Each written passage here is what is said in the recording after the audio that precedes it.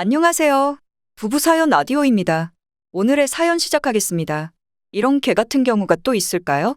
시댁 얘기 주변에서 참 많이 들었지만 저와 같은 사연을 가지고 있는 사람들도 있는지 궁금합니다. 저는 결혼 전부터 예비 시부모님들을 자주 보게 되었어요. 예기치 않게 자주 얼굴을 보게 되었는데 그것은 시어머니가 느닷없이 약속을 하거나 예비 신랑과 데이트를 하고 있으면 그 자리에 찾아오셔서 할 수 없이 자주 보게 되었어요. 왜 그렇게 눈치가 없는지 살다 그런 분은 처음 봤습니다. 가만히 보면 알면서도 모른 척 무시하고 맘대로 행동했던 것 같아요. 시어머니 자리가 마음에 안 들었지만 그땐 신랑을 많이 사랑했고 시어머니 때문에 결혼을 업고 싶지 않았습니다. 그래서 결혼하면 일단 시댁과 거리를 두고 살아야겠다고 생각했어요. 그런데 기가 막히게도 저희 신혼집 마련하자마자 저와 신랑을 속이고 시어머니는 시아버지를 꼬셔서 저희 집 근처로 이사 온 거예요. 저한테는 거짓말을 하고 그런 일을 저질러 놨더라고요. 나중에 들통나고 나서 어떻게 이사를 속이고 오셨냐고 하자 오히려 더 당당하게 내가 내 아들 근처로 이사를 온 게 죄냐고 따지더군요. 누가 죄라고 했나요? 전 그렇게 당당하면 거짓말하지 말고 떳떳하게 이사를 하지 왜 속이면서 그런 짓을 했냐고 따졌습니다. 그런데 말이 이렇게 안 통할 수가 없었어요. 오로지 자기 말만 하는 분이더라고요. 말이 통하지 않는 사람과는 말을 오래 하지 말아야 한다는 걸 저희 시어머니를 통해 알았네요. 도저히 말이 통하지 않는 사람이었어요.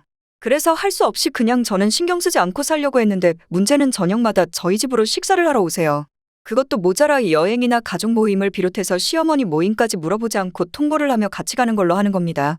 하나에서 10까지 마음에 드는 것이 하나도 없었어요. 연애 기간 동안 시어머니 보면서 마음에 안 드는 것이 보였지만 그땐 잘 보이고 싶기도 하고 좋은 게 좋다고 그냥 참고 넘겼습니다. 솔직히 결혼해서 더 심해질 줄은 상상도 못했으니까요. 저희 친정집이 못 산다는 걸 듣고 나서는 그때부터 저에게 대하는 태도가 싹 바뀌셨어요. 그래서 결혼도 힘들게 했습니다. 저를 떼어내려고 일부러 눈치 없이 굴었나라고 생각했는데 눈치 없는 것은 원래가 그러더군요. 어쨌든 이런 사정으로 그냥 참고 넘긴 것이 갈수록 더 힘들어졌습니다. 그리고 그때만 해도 신랑도 힘이 없어서 무조건 따르는 시기였어요. 시누이 한 명 있는데 이 여자 역시 완전 또라이였습니다.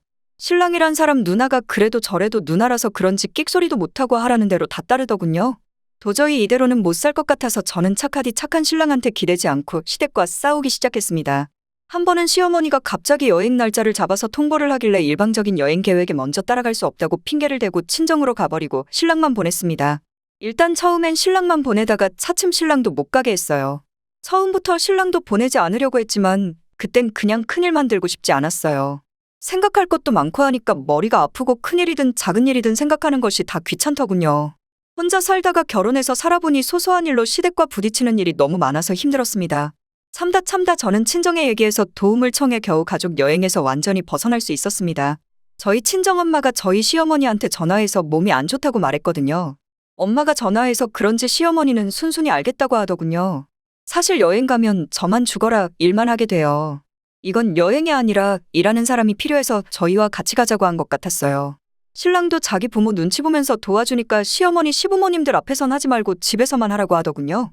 그렇게 말은 해놓고 막상 집에서 신랑이 도와주면 남자가 왜 부엌에 들어오냐고 뭐 이딴 말로 일을 못 시키게 하는 거예요.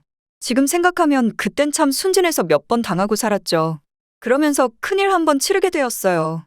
그때부터 지렁이도 밟으면 꿈틀거린다는 것을 보여줬습니다. 연애 때부터 쌓여있던 것까지 모조리 다 터지고 말았죠. 그런데 시댁 사람들 목소리 커서는 못 이기고 힘이 세다고 이기는 집안이 아니었어요. 처음에 못 모르고 목소리를 높여서 대응을 했네요. 싸움도 해본 사람이 한다고 상대가 되지 않았어요. 그래서 오로지 잔머리 굴려서 피해야만 했습니다. 그리고 저는 아프면 참지 않고 아프다고 했고 가끔은 병원에 입원도 했습니다. 마음에서 병을 만든다고 정말 힘들어서 미칠 것 같으니까 몸이 자꾸 여기저기 아파오더군요. 신랑과는 사이가 좋아서 싸울 일이 없는데 시댁만 가면 자꾸 언성이 높아지더라고요.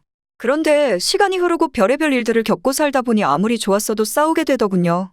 사이가 좋아도 결혼해서 살다 보면 아무리 좋은 부부도 싸우기 마련이다고 지인들이 말했는데 그게 어떤 것인지 알 수 있었습니다. 가끔 시댁이 잠잠하다 싶을 때가 있는데 그럴 때마다 시어머니 큰일을 저질러요.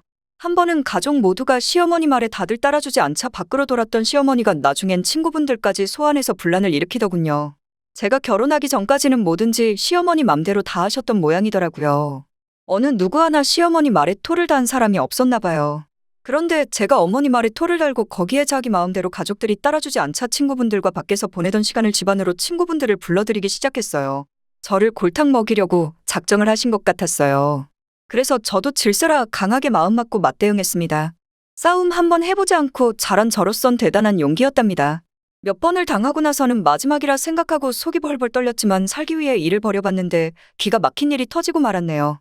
하루는 몸이 너무 무겁고 힘들어서 집에서 쉬고 있는데 시어머니 또 저를 집으로 오라고 호출을 하시더군요. 정말 그날따라 더 가기 싫어서 안 간다고 했는데 제가 시댁으로 안 가면 저희 집으로 온다고 협박을 하는 겁니다. 그 많은 친구들을 다 불러서 온다고 해서 결국 저는 시댁에 가게 되었어요. 시어머니는 저를 보자마자 장바온 거 음식 좀 하라고 하더군요. 어머님 친구분들도 하나같이 끼리끼리 논다고 다 똑같았어요. 어느 누구 하나 도와주지 하고 자꾸 주문만 하더군요. 이왕 이렇게 된 거 힘들지만 음식을 준비하고 손님 접대를 했습니다.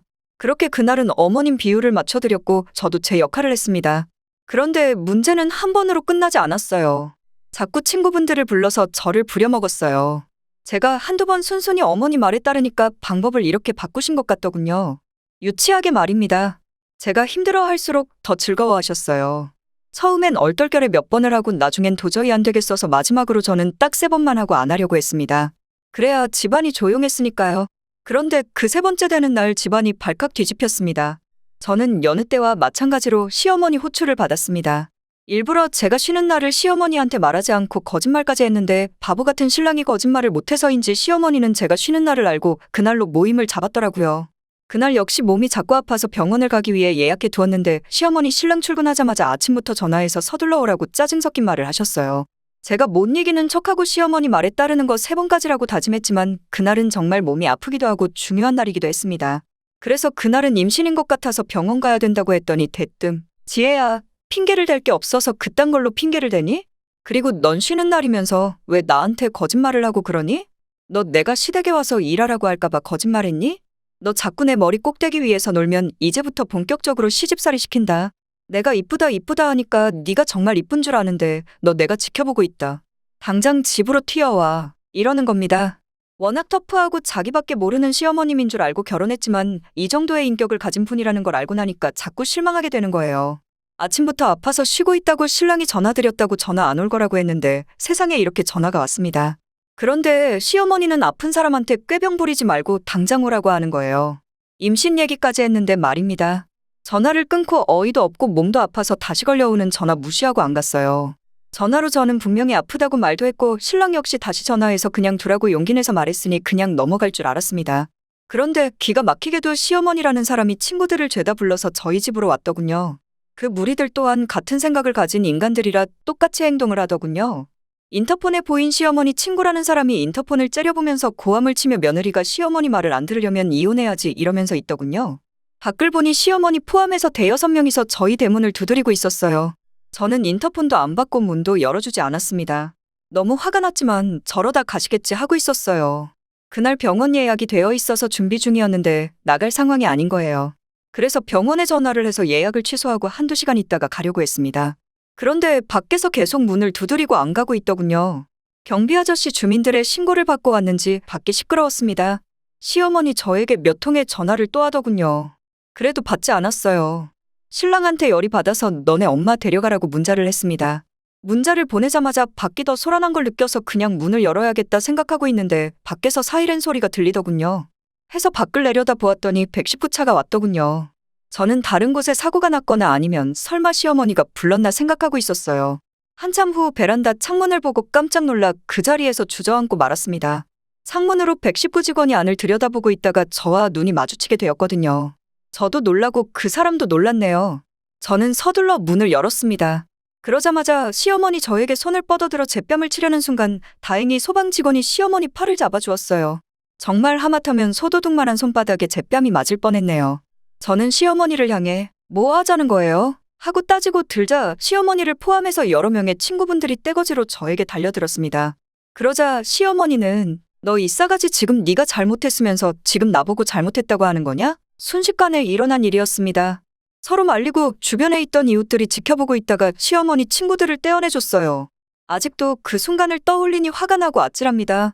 저는 이런 일을 겪으면서 이대로는 신랑이고 뭐고 끝까지 못 가겠다 생각하는 순간 제 아랫배가 자꾸 뭔가 콕콕 찌르는 듯한 느낌이 나면서 그 자리에 주저앉았어요. 사실 임신이 처음이 아니어서 몸이 안 좋았을 때 임신했구나 했습니다. 그래서 병원을 예약해둔 거였는데 제가 첫째를 아쉽게도 유산을 해본 경험이 있어서 이번엔 놓치고 싶지 않아서 미리 선수치고 일을 만들지 않았어요. 신랑이라는 놈도 이럴 땐 도움 하나도 안 되었습니다. 그거 하나 못 막아서 저희 집에 그 여자들이 떼거지로 몰려오게 한 걸 보고 나니까 신랑이란 사람 포기가 쉽게 되더군요. 신랑은 자기 엄마가 그렇게까지 할 줄 몰랐다고 하더군요. 그렇게 겪어보고 아픔도 한번 크게 겪어봤으면서 말입니다. 뻔히 임신일 거라고 자신도 믿고 있었으면서 막아주지 못했어요. 결국 시어머니로 인해 두 번째 아이도 잃었습니다. 결혼하고 바로 들어선 첫째 아이도 시어머니 똥꼬집 때문에 잃었는데 둘째 역시 안타깝게도 유산을 하고 만 겁니다. 저는 그날 바로 병원으로 가게 되었지만 이미 늦은 상황이었어요. 저는 병원에서 나와 무작정 시댁으로 갔습니다. 시댁에 도착했을 때 현관문이 열려있고 살림살이가 현관 밖까지 나와 있더군요.